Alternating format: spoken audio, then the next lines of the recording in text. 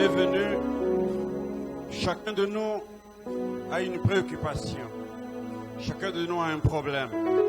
Parce que nous vivons maintenant.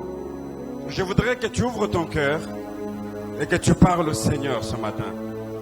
Que tu lui dises, Seigneur, je suis venu te rencontrer en ce lieu. Daigne rencontrer le désir de mon cœur.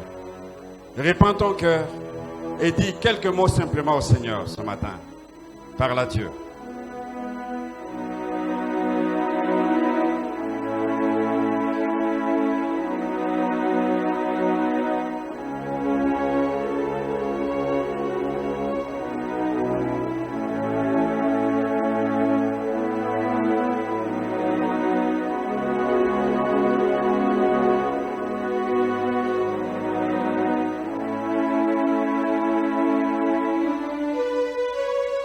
Glorieux Seigneur, tendre Père, nous sommes là dans ta présence ce matin.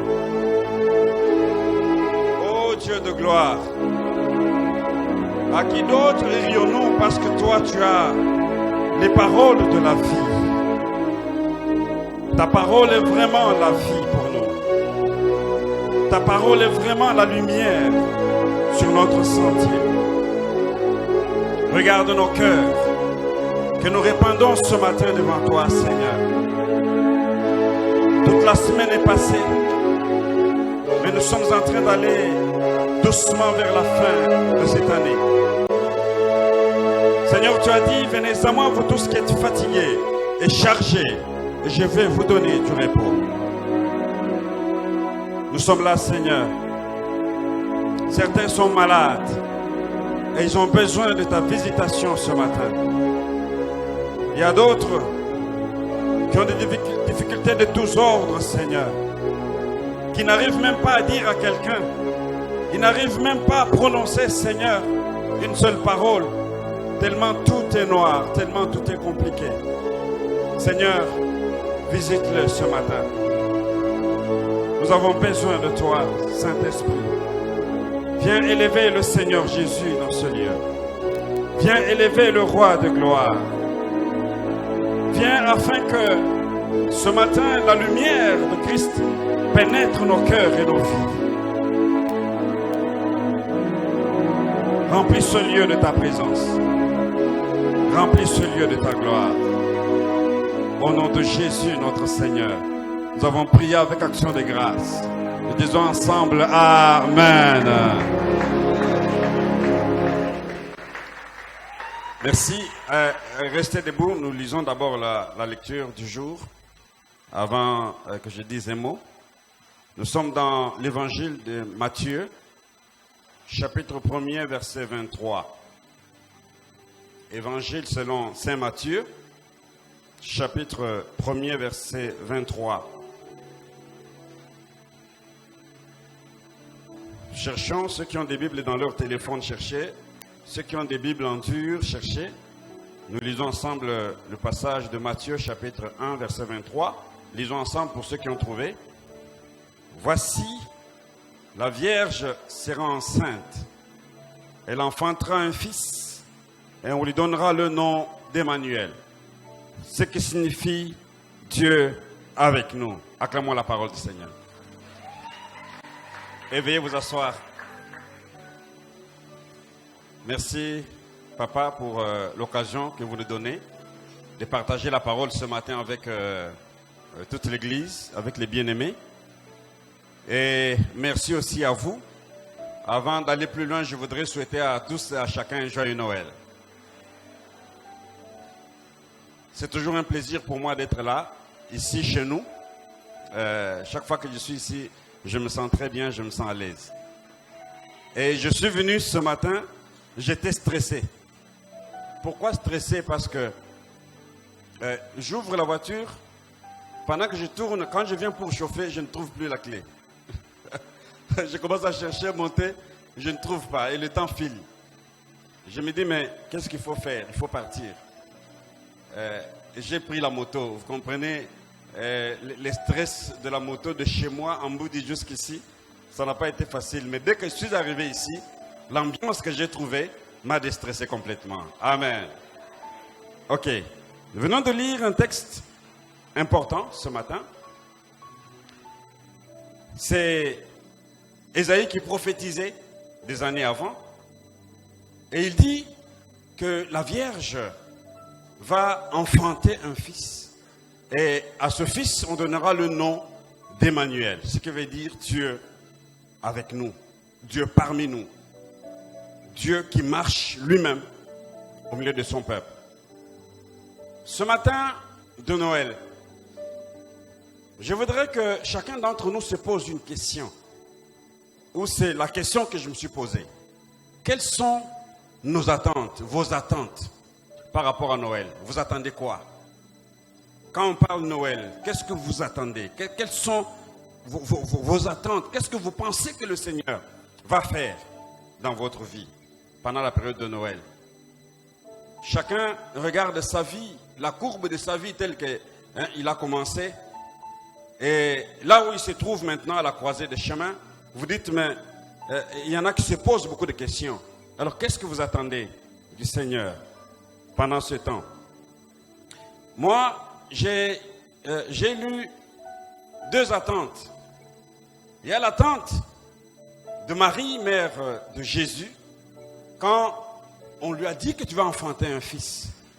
Il sera le sauveur. Marie, dans ce que nos amis des catholiques appellent Magnificat, donc c'est-à-dire ce cantique d'action de grâce qu'il a lancé à Dieu lorsqu'il était avec Élisabeth, dans l'évangile de Luc, chapitre 1, versets 51 à 54, lui montre que elle sait qu'elle attend de l'arrivée de ce sauveur, de ce Jésus, c'est pratiquement le bouleversement d'un ordre ancien qui sera remplacé par un nouvel ordre. Elle exprime en ce mot, et dit que Dieu a déployé son bras pour renverser les puissants de leur trône. Elle dit, pour élever les humbles, afin qu'eux s'élèvent. Il dit, pour rassasier ceux qui sont affamés, pour renvoyer les riches à vide. Il a secouru Israël, son serviteur, et s'est souvenu de sa miséricorde. Vous voyez? Donc pour elle, le sauveur qui arrive, c'est juste pour que les puissants soient renversés de leur trône, parce qu'ils ont fait tellement souffrir ce peuple des temps anciens. Et il dit que c'est pour que les humbles, ceux qui ont marché dans l'humilité, ceux qui ont aimé le Seigneur, soient élevés. Et il dit, lorsqu'il arrive, pour elle, c'est pour donner à manger à ceux qui n'ont pas à manger, à ceux qui sont affamés. Et il dit, les riches, selon le monde bien sûr, ils vont rentrer les mains vides. Donc pour elle, c'est un secours de l'Éternel qui arrive. Amen. Ça c'est ce qu'elle dit, c'est ce qu'elle raconte ce jour-là quand il rend grâce à Dieu. Mais la deuxième personne que je veux qu'on voie ce matin, c'est Zacharie, le père de Jean-Baptiste. Lui aussi, quand Jean est né, le Seigneur lui a parlé de la mission de Jean et aussi de ce que Jean venait faire, c'est-à-dire il venait annoncer Jésus, le Messie qui devait venir sur la terre. Et dans Luc toujours, 68 à 79, on ne va pas lire tout ça, mais j'ai pris quelques passages par-ci par-là que nous allons lire, ou du moins que je vais citer. Pour lui, il dit que Dieu nous a suscité un puissant sauveur. Amen. Pour lui, le Seigneur qui vient, c'est un puissant sauveur de la maison de David. Il dit qu'il est venu nous délivrer de la main de nos ennemis, de ceux qui nous haïssaient avant. Et il dit, c'est grâce aux entrailles de miséricorde de notre Dieu que le soleil levant va nous visiter d'en haut. Amen. Et il dit, pourquoi le soleil va nous visiter? Au verset 79, il dit, pour éclairer ceux qui sont dans les ténèbres et dans l'ombre de la mort, pour diriger nos pas dans le chemin de la paix. Amen.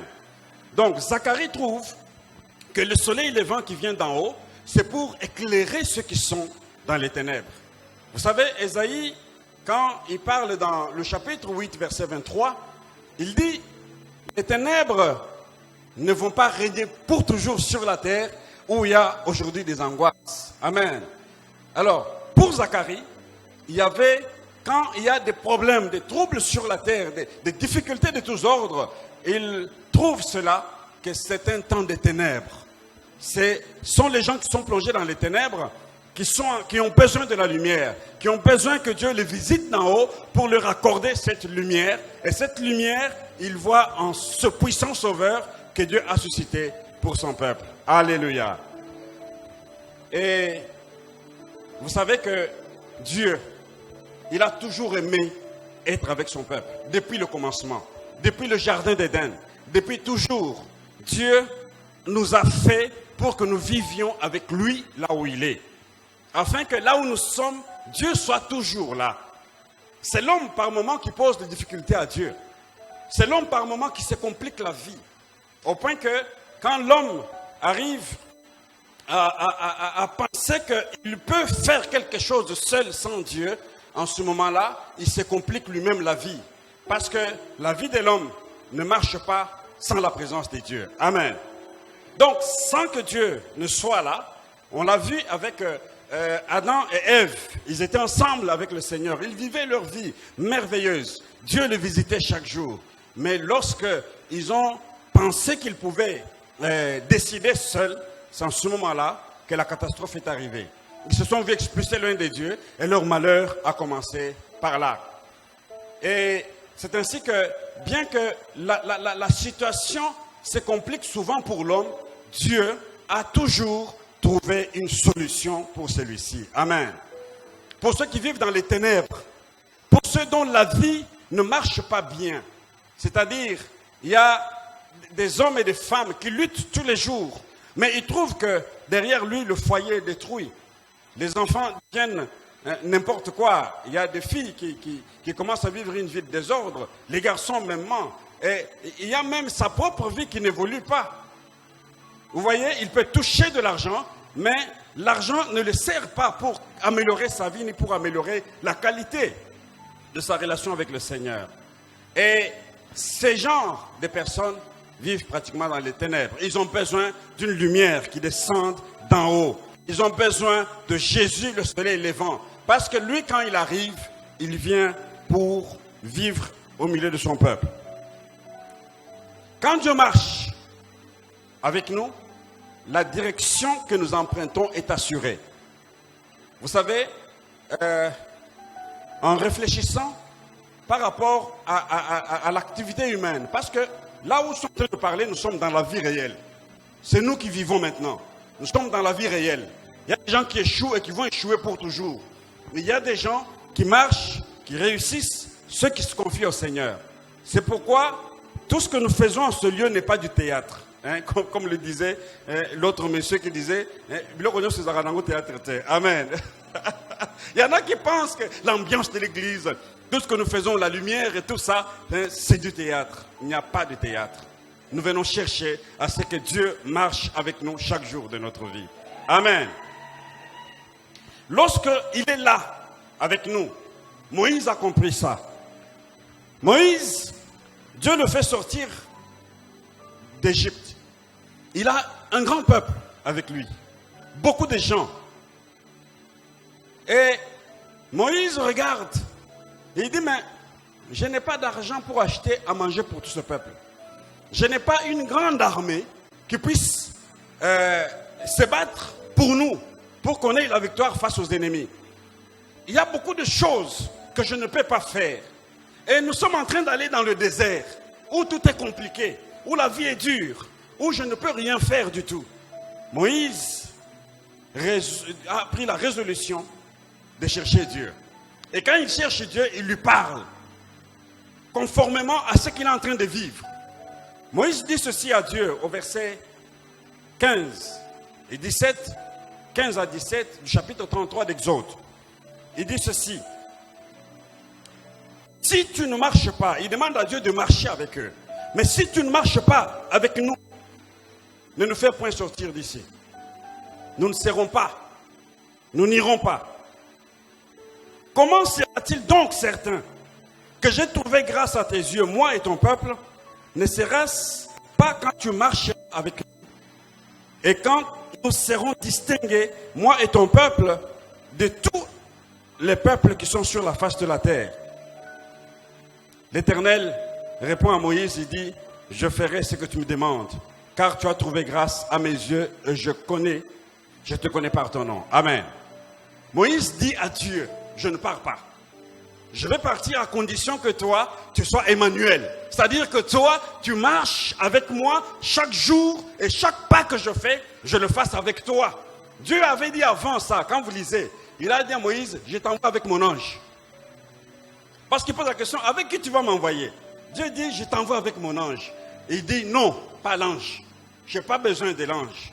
Je veux que toi, tu marches avec nous. Pourquoi il pensait à ça? Il a vu deux choses.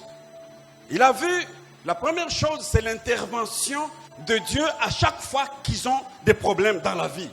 Quand il y aura la guerre, Emmanuel est là et il va combattre pour nous. Quand il y aura la disette, les gens ont faim, Emmanuel est là, il va donner à manger. Quand les gens seront dans des difficultés de tous ordres, Emmanuel est toujours là parce que sa présence nous donne le repos. Amen. Alors il dit, la première des choses, c'est l'intervention de Dieu dans ma vie. Alors si toi tu ne marches pas avec moi, moi je n'irai nulle part. Voilà la décision que, en ce jour de Noël, chacun d'entre nous devrait prendre dans sa vie. Si tu n'es pas avec moi, Seigneur, moi je ne ferai rien, je n'irai nulle part. Je ne ferai rien du tout. Dans toutes les activités que nous faisons, d'abord Dieu. Vous savez, dans mon petit livre que j'ai écrit, là où je parle des méthodes, des techniques, différentes techniques pour évangéliser, la première et la plus grande technique que j'ai donnée, j'ai dit, écoutez Dieu. C'est-à-dire que quand Dieu vous parle lui-même, faites ça, c'est du succès garanti. Quand Dieu vous dit, faites ça, dès que vous le faites, vous voyez toujours le succès et la réussite. Amen. Donc la présence de Dieu, c'est tout ce qu'un enfant de Dieu doit désirer. La deuxième chose que Moïse évoque dans ce passage, il dit, quand toi tu es avec nous, nous serons distingués par rapport aux autres peuples. Il y aura une différence entre nous et les autres. Pendant qu'eux vont s'organiser, chercher une grande armée, nous, tu nous demanderas de chanter et nous allons voir seulement la victoire. Alléluia. Bien-aimés dans le Seigneur, Dieu nous aime et Dieu veut notre compagnie.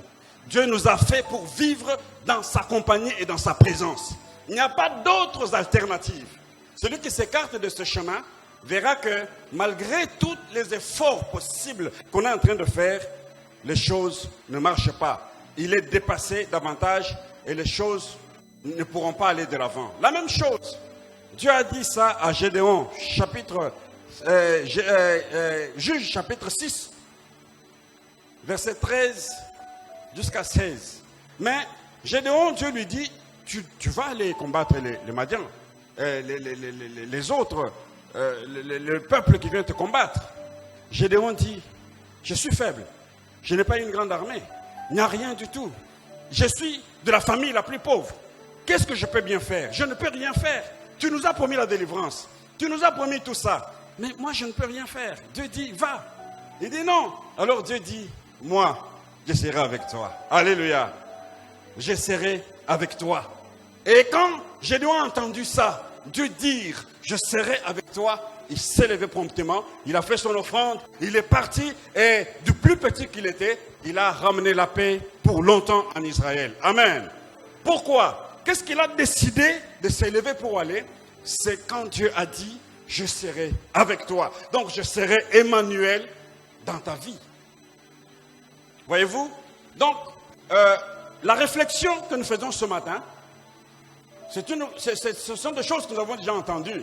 Mais je voudrais que ce matin, que quelqu'un se décide. Que quelqu'un se décide. Pourquoi je dis ça? Quand nous vivons notre vie de tous les jours, notre vie que nous vivons à la cité, notre vie que nous vivons au milieu des païens, dans nos activités, dans tout ce que nous sommes en train de faire, il est difficile de distinguer qui est l'enfant de Dieu et qui n'est pas l'enfant de Dieu. Il est difficile de distinguer où est Emmanuel et où Emmanuel n'est pas. Alors que nous tous, nous nous réclamons d'Emmanuel. Pourquoi cette différence? Regardez ce que Jésus dit de sa mission qu'il est venu faire sur la terre. Luc 4, 18, le Seigneur dit, « L'Esprit du Seigneur est sur moi. Il m'a consacré pour apporter la bonne nouvelle aux pauvres. Il m'a envoyé pour proclamer la délivrance aux prisonniers et le don de la vue aux aveugles, pour libérer les opprimés, pour annoncer l'année où le Seigneur manifeste sa grâce, sa faveur. » Amen. Le Seigneur nous montre qu'il est venu avec une mission. Presque la même chose que ce que Zacharie attendait. Pratiquement la même chose que ce que Marie attendait. Pour libérer, pour sauver, pour délivrer, pour apporter la grâce. Et nous savons que la grâce, c'est la faveur qu'on ne mérite pas. C'est-à-dire pour que ceux qui marchent en accord avec lui vivent la grâce de Dieu dans leur vie. C'est-à-dire ils auront accès aux choses pour lesquelles ils n'auront pas fait de grands efforts considérables. Parce que le Seigneur les connectera à tout moment avec des personnes qui vont les amener dans leur destinée prophétique. Amen. Le Seigneur, quand il est Emmanuel, au milieu de son peuple, il y a beaucoup de choses qui se passent.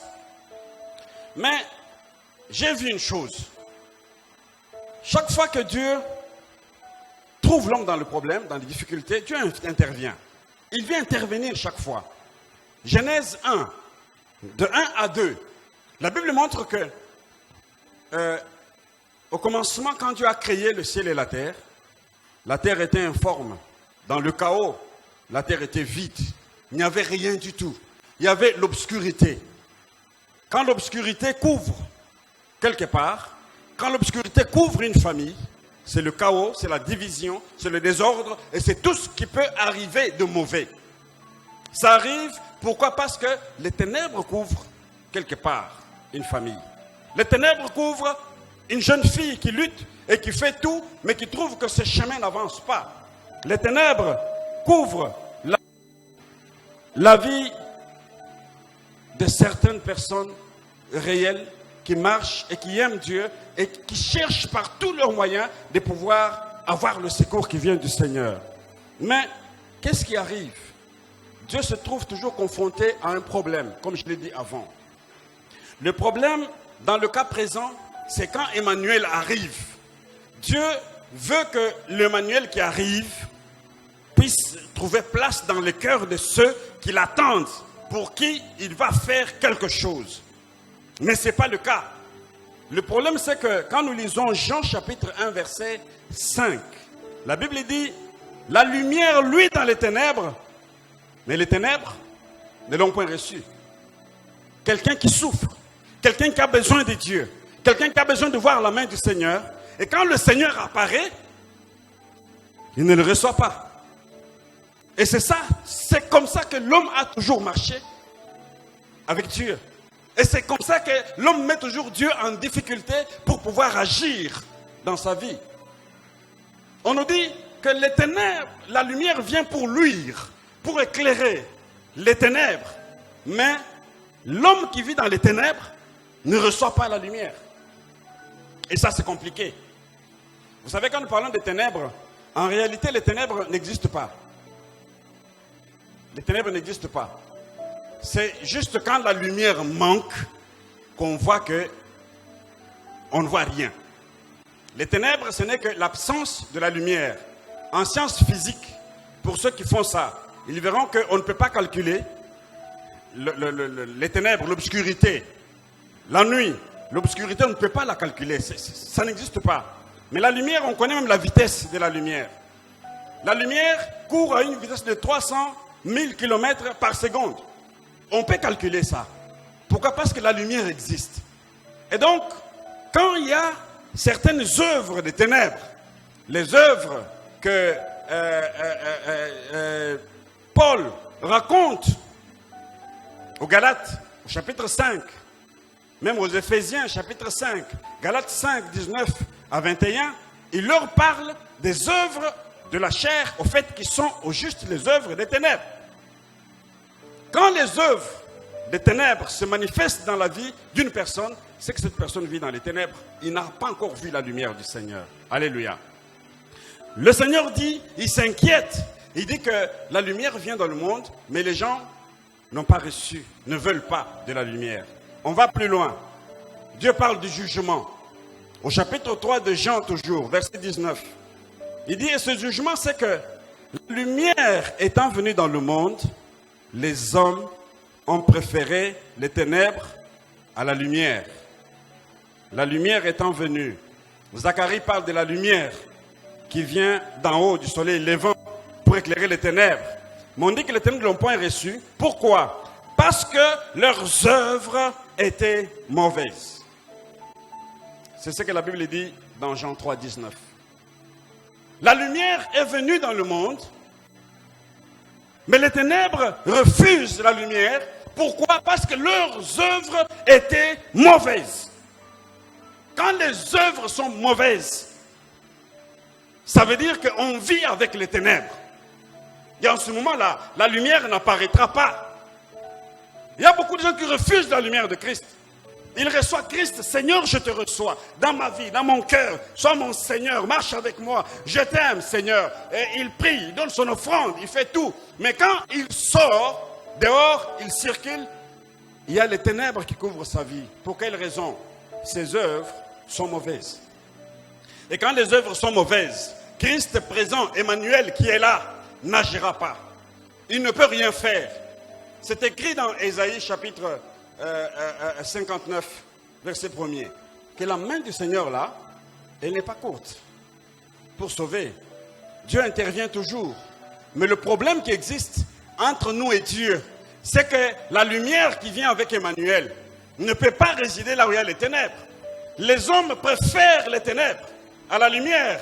Mais ça, c'est une citation, c'est une affirmation très grave et très compliquée. Et je voudrais qu'aujourd'hui, en ce jour où nous célébrons Noël, que nous puissions nous rappeler de ces choses. Le Seigneur dit que ils seront jugés. Pourquoi? Parce que la lumière est venue, eux, ils ont préféré les ténèbres. Peut-être parce que c'est dans les ténèbres que l'on vit. Je connais le témoignage de cette femme, j'ai lu ça. Une femme aux États-Unis qui s'est convertie, qui était... vivait dans les boîtes de nuit. Elle était prostituée, vraiment professionnelle. Elle s'est convertie. Elle a donné sa vie au Seigneur. Et puis à un moment donné, on a commencé à l'encadrer. On la cadre pour qu'elle commence, elle continue à prier. On l'encourage. Ma sœur, il faut continuer. Mais il est arrivé quelque chose.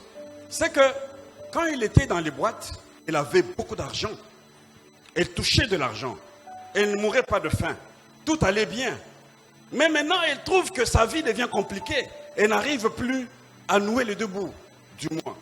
Malgré les encouragements de l'église et de tous ceux qui le suivaient, la femme dit, je trouve que je vais rentrer dans le monde. Et elle est retournée. Pourquoi? Parce que ses œuvres, elle préférait les ténèbres.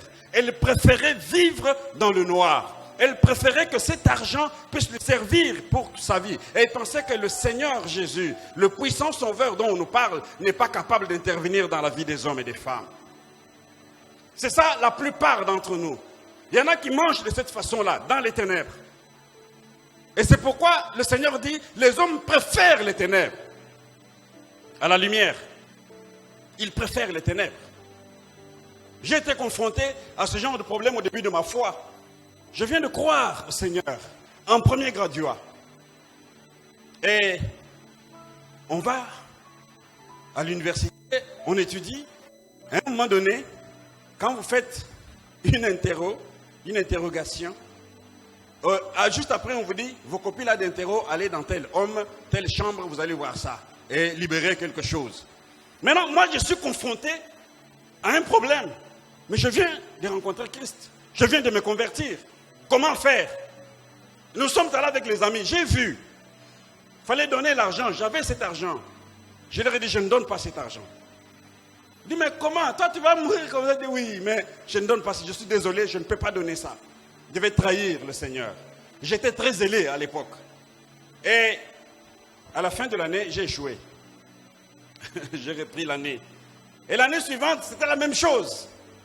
J'étais à l'UNILO à l'époque. C'était la même chose. Et j'ai échoué. Je suis parti ailleurs.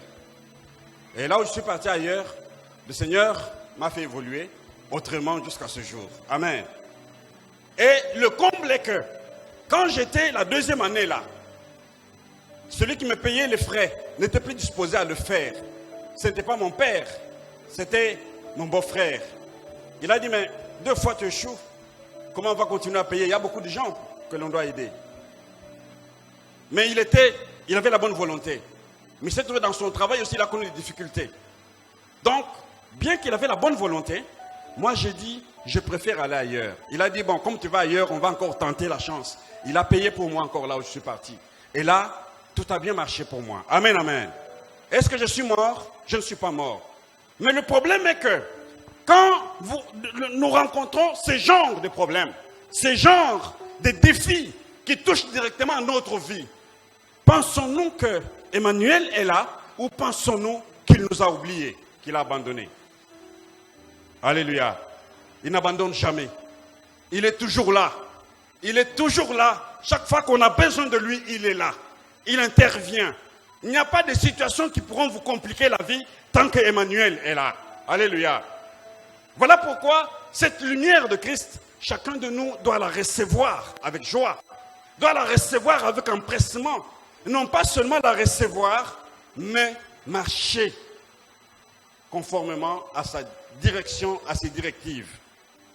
Écoutez le conseil que Paul donne aux Éphésiens 5, 13. Il dit, autrefois vous étiez ténèbres, et maintenant vous êtes lumière dans le Seigneur. Marchez comme des enfants de lumière. Amen. Autrefois vous étiez ténèbres, maintenant vous êtes lumière dans le Seigneur. Marchez dans cette lumière. Et Jésus lui-même dit, je suis la lumière du monde.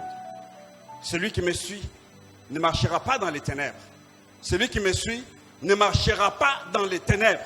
Il aura la lumière de la vie.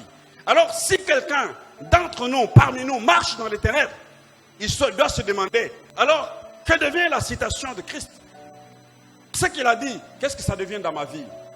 Suis-je dans les ténèbres ou suis-je dans la lumière? Mes frères, ce que je vous dis là est très sérieux, parce que vous voyez qu'au milieu de nous, chaque jour que nous marchons dans nos familles, dans nos foyers, dans le monde où nous vivons, la plupart des gens partent. C'est-à-dire, ils partent, le Seigneur les rappelle. Ils partent à tout moment. Et ça ne prévoit pas. Et de la même manière que l'on a marché avec la lumière maintenant, c'est de la même manière qu'on marchera avec Dieu là où il se trouve. Amen. Son problème, c'est que qu'on soit vivant sur la terre dans notre corps, ou qu'on soit en dehors de notre corps avec lui, que nous soyons toujours avec le Seigneur. Amen. Que nous soyons avec lui, que nous soyons avec Emmanuel et qu'il marche avec nous. Parce que c'est ça son désir. Il nous a fait pour ça. Il dit, marchez comme les enfants des Lumières. Par rapport à la mission que Paul avait reçue du Seigneur, Acte 26, 18, il dit entre autres que Dieu l'envoie afin qu'il ouvre les yeux des aveugles pour qu'ils passent des ténèbres à la lumière, de la puissance de Satan à Dieu, qu'ils passent des ténèbres à la lumière et de la puissance de Satan à Dieu. Pourquoi? Parce que, pourquoi les gens préfèrent vivre dans les ténèbres et quand il est dans les ténèbres, ils n'arrivent pas à quitter? C'est parce que dans les ténèbres, il y a une puissance. Il y a un prince que l'on appelle le prince des ténèbres. Paul dit, nous ne luttons pas contre la chair et le sang, mais nous luttons contre qui? Les dominations, contre les principautés, contre les princes de ce monde des ténèbres. Donc dans le monde des ténèbres, il y a un prince. Et il déploie toute sa puissance afin de retenir les hommes et les femmes captifs pour qu'ils ne quittent pas des ténèbres vers la lumière. C'est pourquoi que le Seigneur, quand il envoie Paul, il dit, va, tu vas les faire quitter des ténèbres à la lumière et du royaume de Satan à Dieu. Alléluia. Donc ne nous laissons pas emprisonnés dans les ténèbres où le diable règne comme prince. Est-ce qu'on peut lire? J'ai laissé ma Bible là. Quelqu'un peut lire, s'il vous plaît? Galates 5. Galates 5. 19 à 21. Ou me passer sa Bible, je peux lire.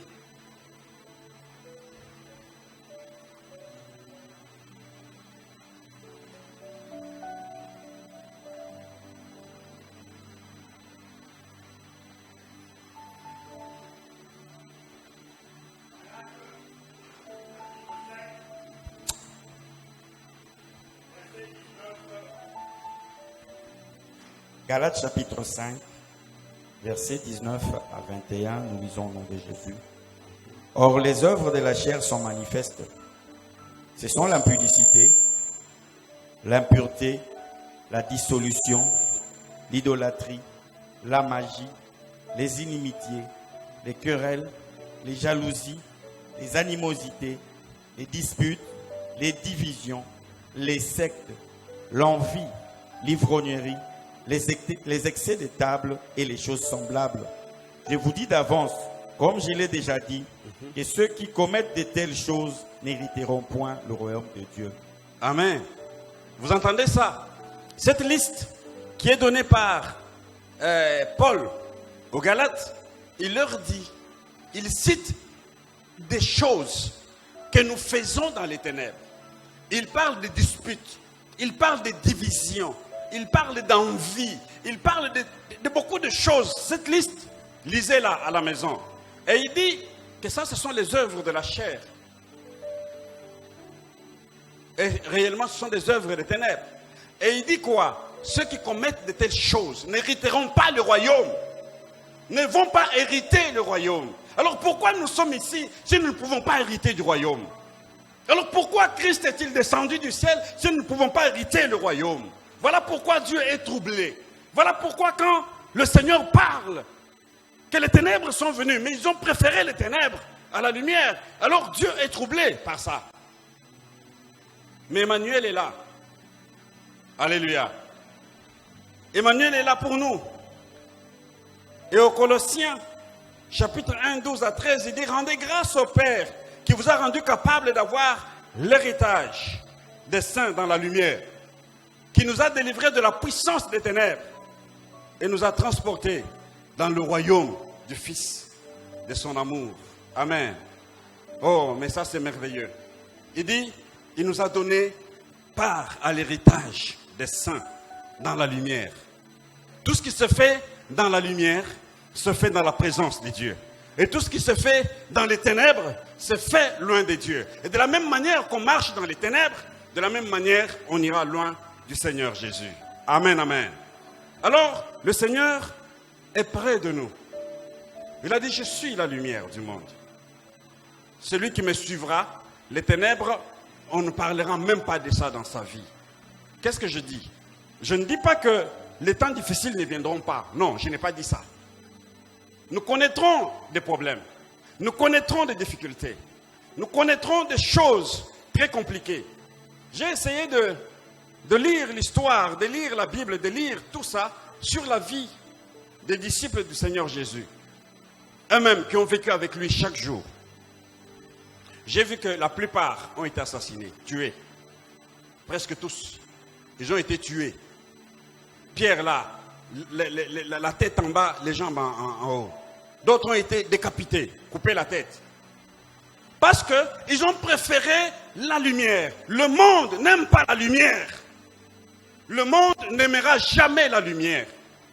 Parce que ça vient dévoiler ses œuvres. Mais nous, les enfants de lumière, là où nous nous trouvons, qu'est-ce que moi j'ai toujours fait?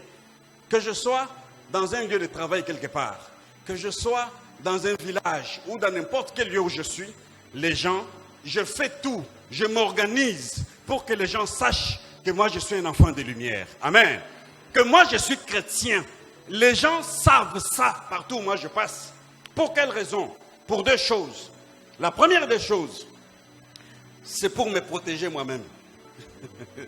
C'est pour me protéger. Parce qu'on a vu beaucoup d'enfants de Dieu, ils quittent ici, ils vont en Europe. J'ai mon fils qui est parti à Chypre. Ils étaient 2. Ils sont partis étudier à Chypre, donc de l'église. Ils arrivent là, je vois un d'entre eux, il m'envoie des photos, des images, des films où il est dans les assemblées chrétiennes. Il fait beaucoup de choses, les gens l'apprécient, les gens sont contents de lui. Et ce gars, je l'ai encouragé, j'ai dit mon cher, vas-y. Mais un autre, la première fois qu'il m'appelle, il me dit papa, bon de la ponangai, comment au Boloko? Toi, je t'avais demandé de t'attacher à une église locale en Chypre, là où une église chrétienne en Chypre. Attache-toi à l'église, ils sauront t'aider et tu vas servir le Seigneur comme l'autre. Il dit non papa, je n'ai pas fait ça. J'étais avec les amis qui m'ont embrouillé et moi je n'ai pas... Non, il n'a pas marché avec le Seigneur. Il est entré dans la vie de voyou qu'il a trouvé là et il mène une vie de désordre. Et finalement, il m'appelle encore. Papa, est-ce qu'aucune église n'a qu'un noté? Mais comment alors tu te plains? Pourquoi veux-tu que je continue à prier? Alors que toi, tu ne veux pas prendre l'engagement, la décision qu'il faut pour suivre le Seigneur. Et dernièrement, l'un est rentré, celui qui s'attachait au Seigneur. Il est rentré, il est venu à l'église, il a témoigné. Et moi d'abord la veille, je ne savais pas qu'il était rentré. Je l'appelle, je dis, mon cher, cherche tel, là où il est, ramène-le à l'église. Il me dit, non papa, moi je suis rentré. J'ai étudié, j'ai fini, j'étais parti pour des études, je suis rentré, je ne suis plus là. Amen. Vous voyez? Donc, c'est pour nous protéger d'abord par rapport aux autres. Qu'ils sachent que quand ils viennent avec les œuvres des ténèbres, chez nous, ça ne passe pas. Et pas n'habitué qu'on les cate. Et ça doit être comme ça dans votre entreprise. Ça doit être comme ça à la maison. Ça doit être comme ça au milieu des amis, au milieu des camarades. Ça doit être de cette manière-là. Alléluia. Mais alors, il faut que le monde voie, que votre lumière luise pour que le monde glorifie votre Dieu. Comment le monde va-t-il glorifier le Seigneur si ma lumière ne sait pas luire? Vous êtes la lumière du monde. C'est ce que la Bible déclare. Vous êtes la lumière du monde. Une lampe que l'on allume et que l'on met sur la montagne éclaire, devient la référence des autres. Certainement, il y a des marins ici. Vous savez, quand les marins roulent sur la mer, le fleuve, c'est dans le noir. C'est dans le noir. La nuit là, c'est le noir. Sur la mer, il y a le noir. Et on met souvent des balises. C'est comme ça qu'on appelle. Des balises. Dans des endroits où il y a une lumière. Dès que les gens sont perdus, ils voient la lumière briller quelque part. Ils vont vite. Ils savent que là au moins, on va trouver les gens. Là, on va accoster. C'est ça le rôle qu'Emmanuel nous donne. Parce qu'il est lumière. Lorsqu'il entre en nous, nous devenons aussi lumière. Il n'y a pas de raison que Emmanuel qui est lumière entre dans ma vie et que moi je continue à marcher dans les ténèbres. Ça ne peut pas s'expliquer. Alléluia. Et je voudrais qu'on cite un verset avant de terminer. C'est de Jacques, chapitre 4, verset 7. Et c'est un bon verset que nous aimons quand nous faisons le combat spirituel. Jacques, chapitre 4, verset 7. Jacques, chapitre 4, verset 7, nous lisons au nom de Jésus. Soumettez-vous donc à Dieu. Soumettez-vous donc à Dieu. Résistez au diable. Résistez au diable. Et il fuira loin de vous. Amen. Soumettez-vous donc à Dieu. Résistez au diable. Et il fuira loin de vous. Cette phrase, ce verset signifie ceci. Il y a deux choses à faire pour voir les ténèbres briller. Pour voir le diable fuir de notre vie. Il va arriver un moment où vous n'allez même pas continuer à faire des prières d'autorité. Pourquoi? Parce que la Bible dit, soumettez-vous donc à Dieu, La première chose à faire avant de faire la seconde, c'est d'abord recevoir la lumière de Christ. Soumettez-vous à Dieu. C'est soumettre. Ça veut dire laisser son autorité pour se mettre sous l'autorité d'une autre personne. C'est comme nous ici, gagneurs d'âme. Nous nous sommes soumis à notre berger. Nous tous, partout où nous sommes, quand il dit, maintenant faisons ça, nous le faisons. Pourquoi? Parce que c'est lui notre berger. Soumettez-vous donc à Dieu. C'est la première chose. Quand on se soumet à Dieu, c'est-à-dire on s'abandonne à lui. On se laisse dominer par Dieu. On se laisse diriger par le Seigneur. On reçoit Emmanuel, Dieu avec nous. Et quand il marche avec nous, c'est sa voix seule que nous entendons, sa voix seule que nous suivons. Et lorsque cette première étape est faite, alors nous pouvons nous lever pour faire la deuxième étape. C'est quoi? Résister au diable. Et il fera quoi? Pourquoi le diable fuit? Il ne fuit pas parce que vous êtes fort, vous êtes puissant. Il fuit parce que moi je me suis soumis à l'Éternel. Maintenant quand on me regarde, on ne me voit pas. On voit Emmanuel en moi. Et l'Emmanuel que l'on voit là, quand je dis au nom de Jésus, part. Et il part. Pourquoi? Parce que ce n'est pas ma voix qu'il craint. D'ailleurs, j'étais content de suivre un jour bon qui disait ceci. Il disait, la parole de Dieu dans la bouche de Dieu a la même puissance que la parole de Dieu dans ma bouche. Je ne sais pas si vous comprenez. Il dit, la parole de Dieu dans sa bouche, elle a la même puissance que la parole de Dieu dans ma bouche, à moi quand je la prononce. Alors, la parole aura de la puissance lorsque lui est là avec moi, Emmanuel, me faisant marcher dans la lumière. Et je peux me mettre, je peux dire, ôte-toi de là, je te chasse, et il va partir. C'est de cette manière que ça marche. Sinon, on vient ici, prière d'autorité, chassons, et puis on chasse, et puis à un moment donné, quand on sort là, l'argent que l'on reçoit, c'est de l'argent des ténèbres. Tout ce que l'on fait, c'est des choses de ténèbres. Et vous voyez pourquoi la même personne qu'on a délivrée cette année, l'année prochaine, on la délivre encore, l'autre année, on la délivre encore, l'autre année, on la délivre encore, chaque année, on la délivre. Pour quelle raison? Parce que la personne préfère les ténèbres à la lumière. Dites-moi un exemple. Un jour, vous verrez que on amène le révérend béni, on lui dit, amenez-les, on va les délivrer. Est-ce qu'on va le délivrer un jour? Pourquoi on ne va pas le délivrer? On dit qu'il vient à feu camion, allez, hein? Pourquoi? Parce que marcher dans les ténèbres exige une discipline, exige un engagement propre, personnel, exige que moi, je m'engage à faire cela. Quand Dieu appelait les disciples, quand vous lisez dans Matthieu 4, vous verrez que chaque fois que Dieu parle à quelqu'un, il parle à André et à Simon son frère, il dit, suivez-moi. Je vais faire de vous des pêcheurs d'hommes. Il leur donne l'objectif pour lequel il les appelle. Et ça fait que la personne accepte de le suivre. Il prend l'engagement. Oui, j'accepte. Il abandonne sa famille. Il abandonne les enfants. Il suit le Seigneur. Jusqu'au bout. Jusqu'à la fin. Et un jour, Pierre lui dit, Seigneur, mais tu pars, tu dis que tu pars. Mais maintenant, nous t'avons suivi, on a tout abandonné. Qu'est-ce que nous gagnons?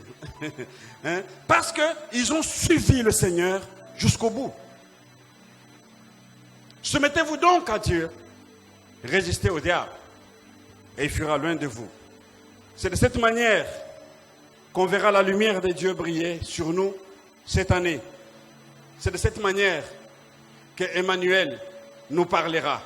Qu'Emmanuel va baliser le chemin devant nous. Qu'Emmanuel va nous conduire jusqu'à notre vieillesse. Qu'Emmanuel sera notre Dieu pour toujours. Amen. Alors je veux qu'on prie ce matin. On ne va pas prier comme on prie toujours. Je voudrais que chacun commence par rentrer en lui-même. Que tu regardes dans quel camp tu te trouves.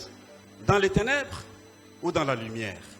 Si tu es dans les ténèbres, si tu es conscient que tu ne feras pas la force de ta famille, tu ne feras pas la force de l'Église, tu ne feras pas la force de cette nation, tu es dans les ténèbres, c'est le temps.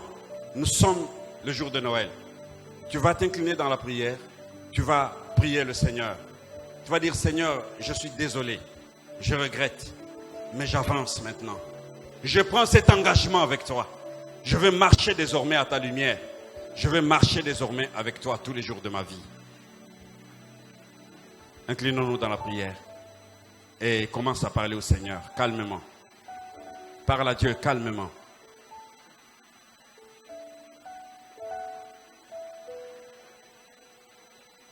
Parle au Seigneur calmement. Aujourd'hui, il est là pour te visiter. Aujourd'hui, il est là afin de faire tomber tes chaînes. Aujourd'hui, il est là afin d'ôter les ténèbres de ta vie. Aujourd'hui, il est là. Il est là, le Seigneur de gloire. Il est là pour toi. Mais soumets-toi à lui maintenant. Ouvre ton cœur largement. Prends cette décision que tu n'arrives pas à prendre chaque jour. Prends cette décision que tu n'arrives pas à prendre. Prends-la définitivement. Aujourd'hui, en ce jour de Noël. Si tu n'as pas encore reçu Christ dans ta vie réellement, là où tu es, tu te mets simplement debout. Si tu ne l'as pas reçu, tu es conscient de ça. Lève-toi simplement. Moi, je vais prier avec toi. Je vais t'aider. Je vais t'aider là où tu es.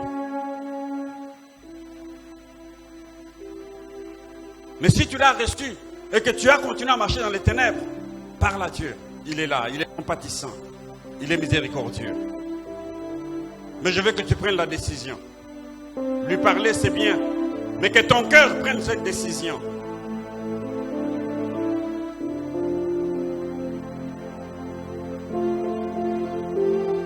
Lèvons-nous maintenant.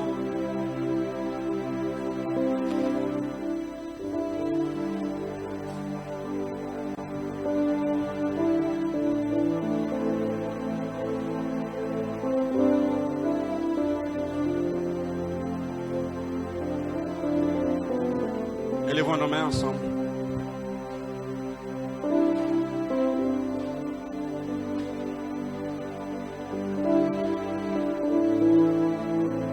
Dis, Seigneur Jésus, notre roi. Ce matin, j'ai entendu cette parole. Et ce matin, j'accepte de m'abandonner à toi. J'accepte de me soumettre à toi. Pardonne-moi, Seigneur. J'ai été dans les ténèbres longtemps. Maintenant, laisse que ta lumière brille dans ma vie.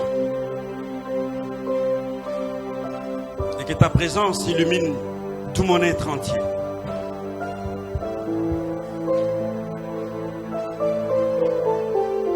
Père, merci. Laisse-moi prier. Père, merci. Père, merci. Laisse que ta présence ce matin, ce jour de Noël, laisse que ta présence accompagne chacun de ceux qui ont entendu cette parole. Que toutes les décisions prises, Seigneur, le soient définitivement. Afin qu'aucune personne ne rentre plus dans les ténèbres, dans le noir. Mais que tous s'élèvent. Emmanuel, notre Dieu, nous avons besoin de toi. Règne dans la vie de chacun. Là où il y avait des ténèbres, que la lumière règne. Au nom de Jésus. Là où il y avait les œuvres des ténèbres, que la grâce de Dieu surabonde. Que les ténèbres dissipent et que la main du Tout-Puissant agisse. Oh Seigneur de gloire, que ce jour tu écrives le nom d'une personne dans ton livre de vie, dans ton livre de vie, et que ce matin soit un signe pour lui, une nouvelle journée de renouvellement de choses, et que chaque jour il se souvienne de cet engagement qu'il vient de prendre. Saint-Esprit agit, touche les cœurs, que les portes qui étaient fermées à cause des ténèbres s'ouvrent dans sa vie au nom de Jésus. Que les portes qui étaient fermées à cause des ténèbres s'ouvrent au nom de Jésus. Que désormais, Seigneur, les ténèbres appartiennent au passé. Que ta lumière brille dans cette église, dans la vie de mon frère et de ma sœur. Que ta lumière brille et que ta main opère avec puissance et gloire. Au nom de Jésus, notre Seigneur. Amen.